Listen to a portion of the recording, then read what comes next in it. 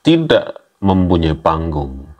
Karena para muhibinnya sudah sadar semua bahwa mereka ini cuman kibul mengibul demi memperkaya mereka sendiri.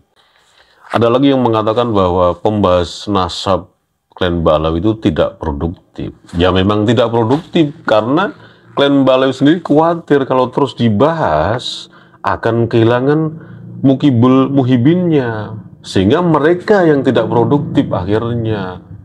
Bukan para pejuang Nusantara ini yang tergabung di Trah Wali Songo yang semua elemen masyarakat Indonesia ini. Karena nasab ini bukan serta-merta persoalan yang utama sebetulnya. Terkait klan Balawi ini adalah masalah kebangsaan. Assalamualaikum sahabat Awi Kertapati. Kita kembali di Opini Awi Kertapati Channel. Hari ini yang kita ulas itu mengenai apakah ada perubahan dari klan Balawi atau para muhibinnya membuat konten-konten, membuat narasi-narasi menyoroti dari para pejuang Trah Wali Songo. Artinya apakah mereka ini mempunyai tema-tema yang terbaru yang sifatnya ya bukan lagi hanya meledek, menghina, mencaci maki, atau bahkan yang ya sok-sok akademis sampai kepada sok-sok bijaksana. Yang pada intinya mereka ini memang ya tidak sepemahaman dengan pikiran-pikiran kita yang kritis ini, yang dianggap justru malah sebagai pemecah belah umat, yang dicap justru sebagai pembegal nasab, yang juga dicap sebagai anti atau membenci keluarga daripada Nabi Muhammad Shallallahu Alaihi Wasallam. Cap mereka kepada para pejuang ini kan seperti itu. Framingan mereka kepada para pejuang Trah Wali Songo itu seperti itu. Dan mereka itu nggak sadar bahwa mereka ini meskipun ber-KTP Indonesia, meskipun sudah berpenduduk anak beranak, berkembang biak, mau tidak mau klan Balawi ini adalah leluhurnya itu keturunan Hadramaut, keturunan Yaman, dari kota kecil bernama Tarim. Itu mau tidak mau leluhur mereka, ya faktanya seperti itu. Meskipun dia mengakui tentang bumi Nusantara ini, mereka mengakui bahwa sebagai penduduk Indonesia, dan Anda tentu juga bisa menyimpulkan kan bagaimana lontaran-lontaran framing mereka ketika para Trah Wali Songo ini berbicara tentang NKRI, berbicara tentang Pancasila. Mereka tetap saja memframing bahwa Trah Wali Songo ini sok pribumi, sok NKRI, sok Pancasila. Apa sih jasanya buat negeri ini? Seperti itu kan? Dan banyak lagi lah framing-framing mereka ini. Tapi tetap satu hal yang harus kita ketahui, dan ini fakta, ini juga peristiwa hukum, bahwa mereka klan Balawi itu kakek moyangnya orang keturunan Arab, Yaman Hadramaut, kota yang kecil bernama Tarim yang diklaim juga sebagai kota para wali. Nah, kita coba kembali ke persoalan di awal, tema di awal. Adakah video-video mereka ini, konten-konten yang mereka produksi ini, ada perkembangan yang lebih ilmiah, lebih memicu orang untuk berpikir, bukan memicu pikiran kita tuh untuk skeptis, yang akhirnya ya mau tidak mau di dalam benak kita, di dalam hati kita, kesebalan yang muncul. dan mereka framing sebagai kebencian. Ya terserah, itu mah penilaian mereka, terserah aja. Itu hak mereka.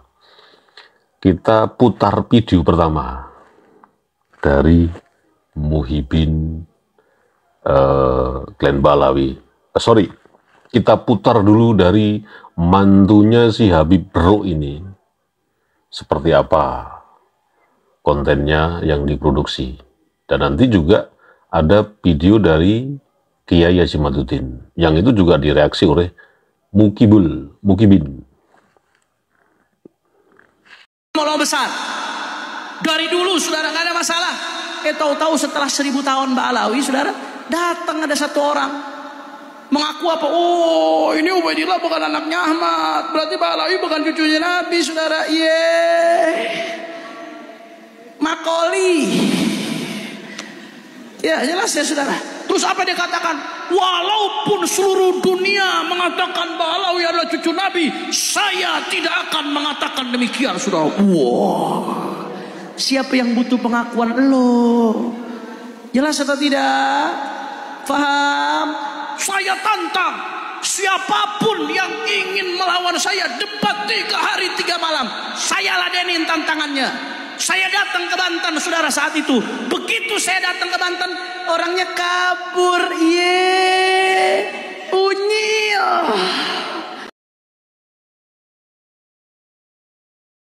Itu tadi video dari mantunya Habib Bro. Anda tahulah siapa orang ini.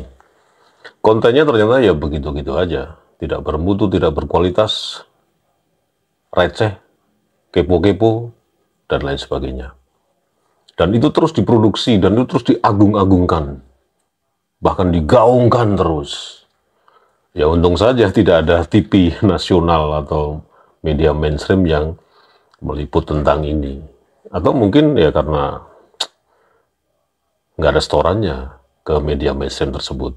Karena memang ya ini kurang strategis untuk menjatuhkan perjuangan Terah Wali Songo. Ini kurang strategis. Coba cari video lain yang bisa menjatuhkan Terah Wali Songo, membayar dong ke media mainstream. Emangnya media mainstream itu juga bukan orang-orang yang rakus duit. Beda dong kan dengan perjuangan Terah Wali Songo. Gak ada duit. Gak ada duit. Terah Wali Songo itu gak punya duit. Jadi ya organik saja perjuangannya. Selalu menumbuhkan kesadaran kolektif bahwa gerakan moral ini terus harus digaungkan. Supaya biarin sajalah mereka mengatakan apalah, sok pribumi lah, sok prek, rata jelas, bodoh amat.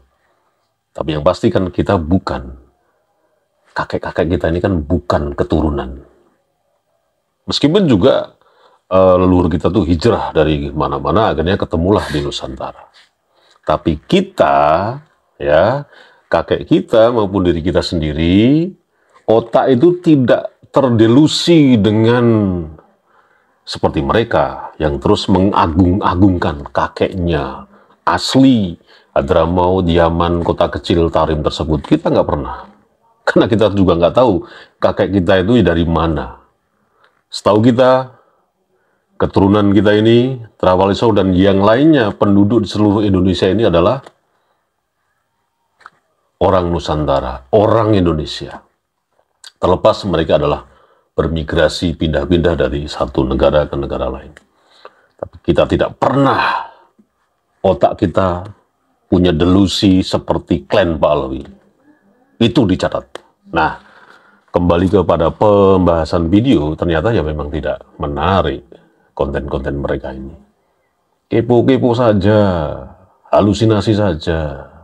Kayak emak-emak sedang ngerumpi pas belanja sayur itu, ya kan? Ya, seperti itulah kualitas dari para klan Balawi. Nah, ini video dari Kiai Haji Madudin. Sebetulnya hampir sama sih.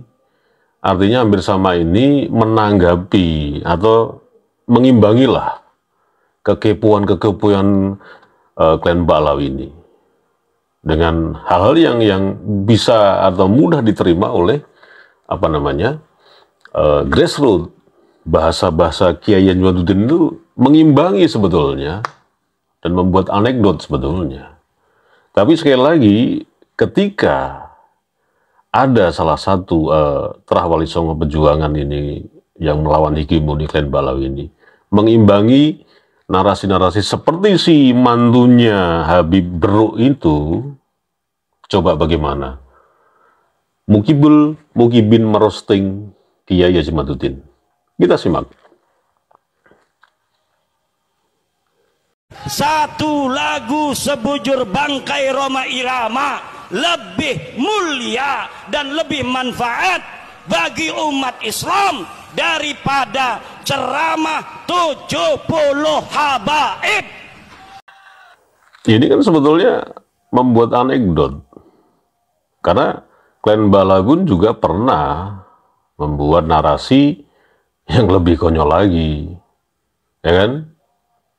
Satu Habib itu lebih mulia dari 70 kiai. Nah ini kan Kiai Najmuddin mencoba mengimbangi narasi-narasi itu yang mudah dicerna oleh grassroots. Padahal ini cuma anekdot. Tapi ya saya lagi coba, bagaimana Muhibinnya coba, roastingnya coba. Ama Rhoma Irama marah juga. Rhoma Irama sampai ditelepon marah. Imaduddin. Kalau kata orang Betawi, istighfar. Ente makan apaan emang? Sampai segitu bencinya ente punya hati. Kata orang Betawi, ente punya hati berbulu. Dengki banget. Masa iya nyanyian lebih manfaat daripada nasihat 70 habaib? Ngawur aja. Kan seperti itu aja.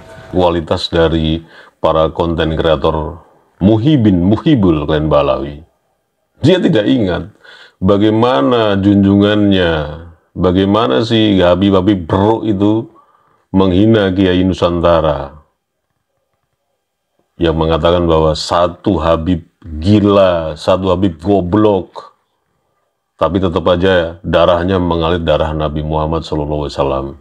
Itu lebih mulia dari 70 kiai kampung yang bisa dicabut setiap saat oleh Tuhan, karena dia itu tidak ada di dalam dirinya darah seperti darah para habaib yang tersambung ke durian Nabi Muhammad SAW. Mukibul ini lupa dengan jejak digital junjungannya sendiri. Terus kemudian sok jadi kayak membuat tausiah kepada Kiai Najmuddin, sok bijaksana. Ini loh, memang kita tuh sebetulnya udah kehabisan kata, sudah kehabisan kalimat, sudah kehabisan narasi. Bagaimana mereaksi konten-konten mereka ini yang semakin hari semakin halu. Karena apa? Ya itu tadi, Muhibinnya mau tidak mau, suka tidak suka, terdegradasi jumlahnya. Akhirnya mereka ngapain? Kalau membuat haul, membuat tablik akbar, membuat acara-acara ziarah kubro, dan apalah nggak ngerti itu. Kalau nggak ada Mukibulnya atau Muhibinnya, mereka pakai dana apa? Itu loh. Yang mereka takut itu sekarang bukan karena nasabnya yang sudah ditepis, dibongkar secara ilmiah. Mereka ini bukan nasab yang tersambung kepada durian Nabi Muhammad SAW, tapi kekhawatiran mereka ini sekarang ini udah ketar-ketir ini tidak mempunyai panggung, karena para muhibinnya sudah sadar semua bahwa mereka ini cuman kibul mengibul demi memperkaya mereka sendiri. Ada juga yang mengatakan bahwa kan Habaib itu tidak pernah korupsi, tidak pernah memakan uang rakyat, tidak merampas apa namanya, kekayaan negeri Nusantara ini. Lah iya, kalau merampas gue sikat juga loh. Kalau korupsi disikat juga. Beda dong makomnya, beda dong konteksnya. Makanya ya, kalau kita berbicara tentang masalah konteks korupsi itu di lain tempat, bukan pembahasan di sini. Ada lagi yang mengatakan bahwa pembahas nasab klan Balawi itu tidak produktif. Ya memang tidak produktif karena klan Balawi sendiri khawatir kalau terus dibahas akan kehilangan mukibul muhibinnya. Sehingga mereka yang tidak produktif akhirnya. Bukan para pejuang Nusantara ini yang tergabung di Trah Wali Songo yang semua elemen masyarakat Indonesia ini. Karena nasab ini bukan serta-merta persoalan yang utama sebetulnya. Terkait klan Balawi ini adalah masalah kebangsaan. Anda masih lupa, Anda nggak ingat lagi, Anda nggak sadar lagi. Ini mengingatkan ya, ini kesadaran moral ya. Perjuangan bagaimana, perjuangan moral ini ya, kesadaran kolektif yang terus dibangun, disuarakan. Bagaimana makam-makam di daerah di Jawa Tengah ini secara silen dan merayap terus akan dibuat makam-makam palsu oleh Presiden Hadramut Yaman cabang Pekalongan. Ini terus merayap, terus dibangun terus. Nah makanya adanya PBI atau yang laskar lainnya, atau kelompok-kelompok masyarakat lah, mungkin kelompok-kelompok bersepeda, ontel katakanlah, satu komunitas, kemudian komunitas mancing, komunitas olahraga, ini harus perlu dilibatkan dalam rangka apa? Menghentikan laju dari para oknum-oknum yang sengaja hari ini terus melakukan pemalsuan-pemalsuan makam yang dibalawikan. Yang itu nggak jelas makam siapa. Tiba-tiba dibikin cerita bahwa di situ dulu pernah ada seorang habaib yang berjasa terhadap Nusantara ini dan inilah makamnya karena hasil ronsen makam. Ini harus dilibatkan semua elemen masyarakat ini, ormas-ormas. Tapi yang memang punya kesadaran kolektif bahwa negara ini ya semua pihak sudah setuju. 5 tahun, 10 tahun, 15 tahun, 20 sampai ke sana. Kalau nggak diantisipasi sampai sekarang, ini jadi Balawi semua. Dan disitulah kegoblokan kita makin hari makin tambah goblok. Dan pasti, ya, kalau sudah goblok, korupsi akan terus melambung tinggi. Wassalamualaikum warahmatullahi wabarakatuh.